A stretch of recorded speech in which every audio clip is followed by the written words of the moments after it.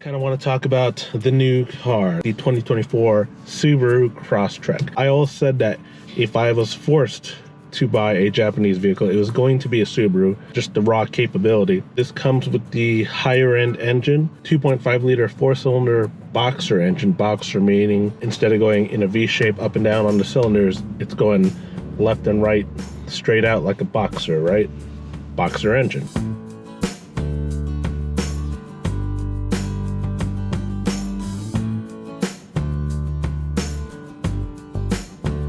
All right, what's up? So we are out and about today. Actually, we're not really out and about. We're just out today. Kind of want to talk about the new car, the 2024 Subaru Crosstrek. I had to ditch the 2024 Buick Vista. I asked them to just fix the damn thing.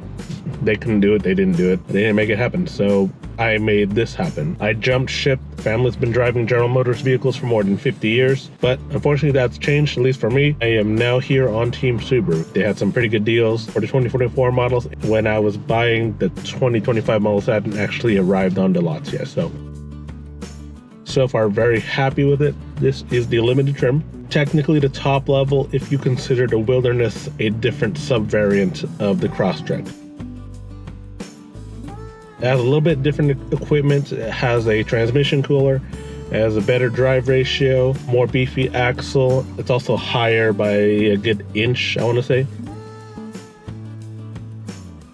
So comparing the Crosstrek to the Invista started, I want to say it was $23,000 at the low end. Here on the Crosstrek side of life, the base model starts a little bit north of $25,000. And then as you move up, the top of the line Avenir with pretty much everything tops out at, I want to say, about 32 maybe. My limited, without having every single feature, every single box checked, was about high 32,000.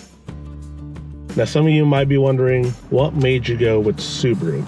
Well, Subaru's always been a brand I've kind of had interest in. I always said that if I was forced to buy a Japanese vehicle, it was going to be a Subaru, just the raw capability. The Subarus are all-wheel drive except for the BRZ, of course. In general, the Subarus are more capable at the same price point. So when I was cross-shopping, I was looking at the Mazda CX-30, I believe it was, the Toyota Corolla Cross, and the Honda HR-V. The Crosstrek had the most dated interior, but it had the most rugged interior. In terms of the power, middle of the pack. In terms of reliability, supposedly towards the top end there, depending on who you ask. But in terms of the raw capability for the money, it was just almost impossible to beat the Crosstrek. So Crosstrek comes in 4 different trim levels. You have your base, you have your premium, you have your sport, and then you have your limited.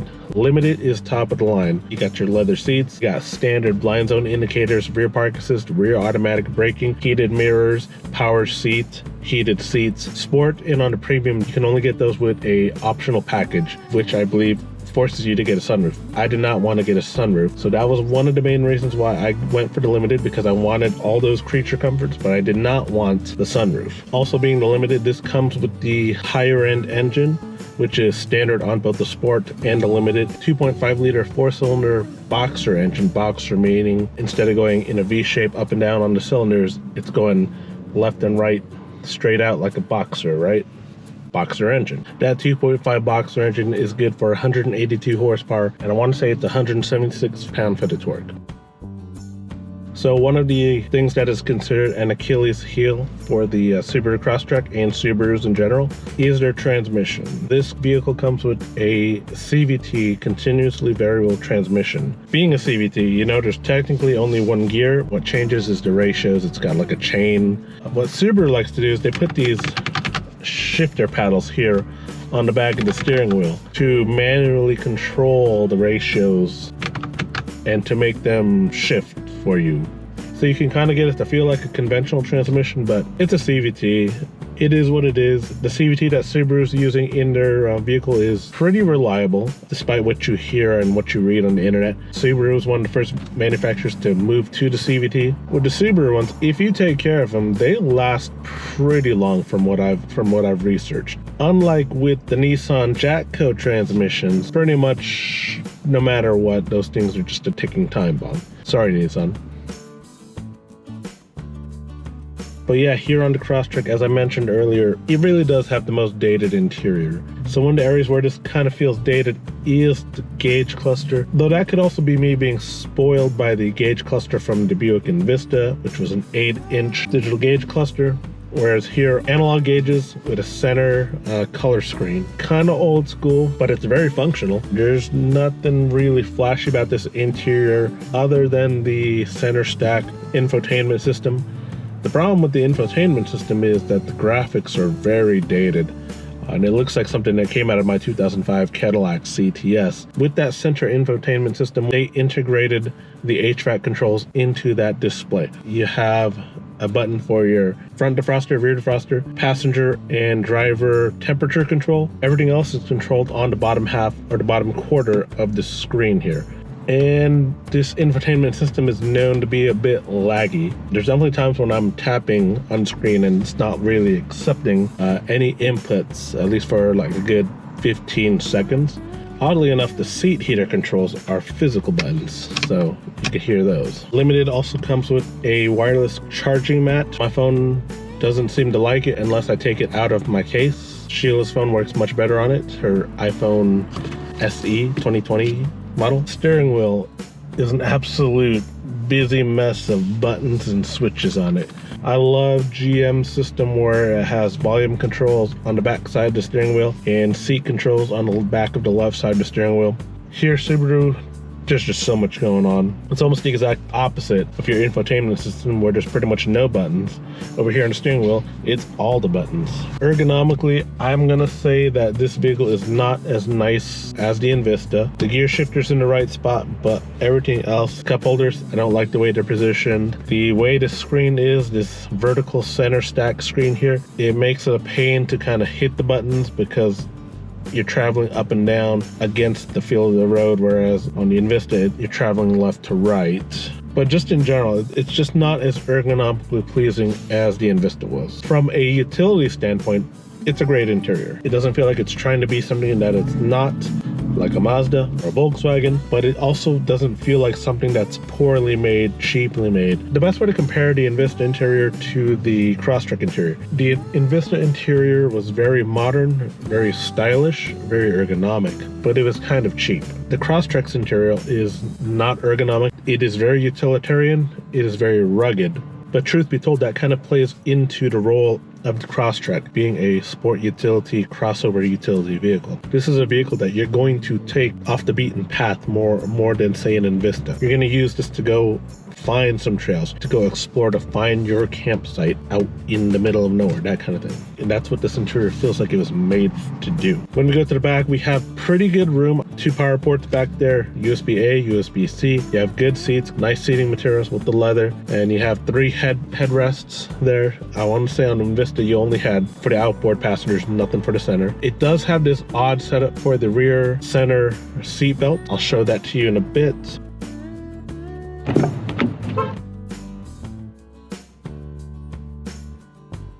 All right, as we see here, we are here in the back seat of the 2024 Subaru Crosstrek.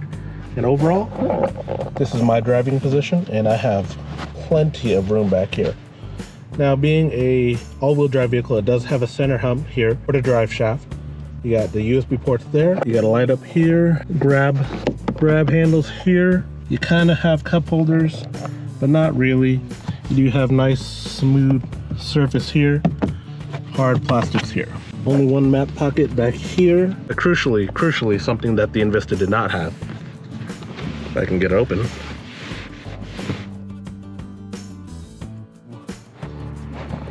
And this has something in it. What is that? Someone spilled. Good thing I opened that. I'm gonna have to clean that up.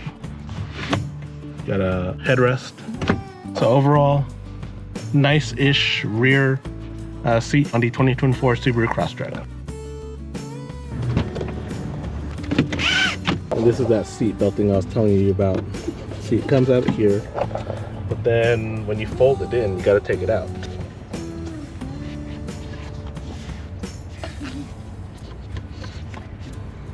Yeah, weird.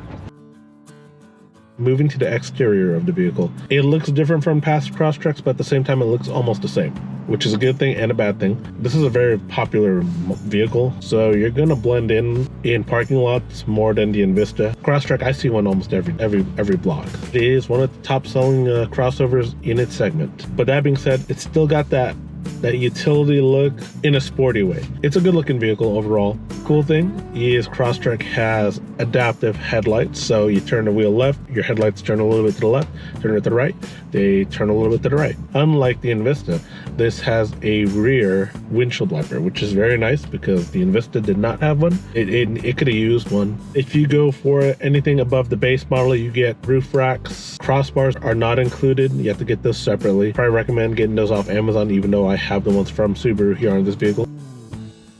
And overall, that's pretty much it. Very nice vehicle. I'm very satisfied with it so far. No rattles. Maybe there are, I just can't hear them. So one thing I will say, the Invista definitely had a more quiet interior, at least on the freeway. Over surface streets, Crosstrek dampens the road jitters and things like it. It's a much smoother ride here in the Crosstrek, especially on surface streets, but as it relates to driving on the freeway, it is a much nicer ride in the Invista.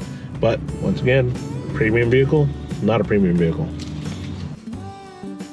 All right, and for the most part, that's pretty much it. Just a quick overview, hopefully quick overview of my 2024 Subaru Crosstrek. I'll definitely be doing more videos, more in-depth videos, things I like, things I don't like, how things work. Overall, I'd say if you care about pure utility and pure capability, Crosstrek is definitely up your alley. Crosstrek is not a vehicle that's going to impress people that just look at it. It's a vehicle that's going to impress people by you showing the capabilities of the vehicle. I'd love to take this thing off the beaten path. Granted, I do have the stock tires, which are not great, but I'm not planning to do like rock crawling things with this. I'm planning to go out camping, go out to trailheads, things like that, go up to the snowboarding, get up there safely, and to get back safely with hopefully little to no fuss. And most importantly, hopefully not having to do any freaking chains, because chains are still a pain. But here in California, I gotta have chains. So I still gotta find chains for this vehicle. Alrighty.